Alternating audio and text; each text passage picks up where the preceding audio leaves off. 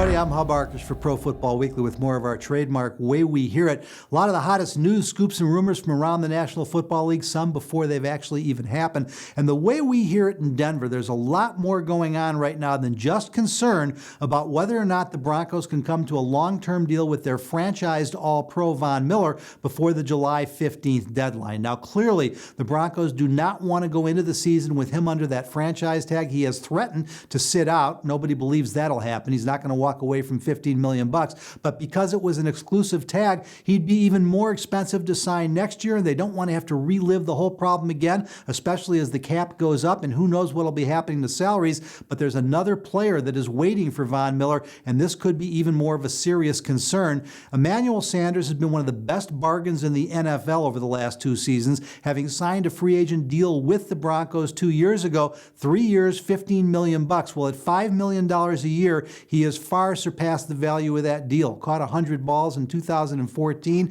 Last year, just 76 catches, but 1,165 yards and 6 touchdowns in a year when the Broncos' quarterback play was awful. The Broncos were trying to work out a contract extension with Sanders. They don't want him getting to free agency after next season, and yet now they're on hold because of the Miller deal. The Broncos have just over $4.5 million in available cap space. If they can get a long-term deal done with Von Miller, it will allow them to take care of Emmanuel Sanders and other players on that roster. This is a team that is the defending Super Bowl champs. That'll buy you a lot of leeway, but when you look at the offseason losses, Peyton Manning, not their fault. Malik Jackson, they knew they couldn't keep. Danny Trevathan, they feared they'd lose, and they would, but nobody saw Brock Osweiler going. Now, if you add PR disasters after that, like not getting a Miller done deal and then exposing Sanders to free agency when you don't really have to, John Elway's stock is going to start to sink fast. That may be why John Elway is reaching out to Von Miller as much as it is to try and get a contract done with his must-have player on defense. So keep an eye not just on the Von Miller story,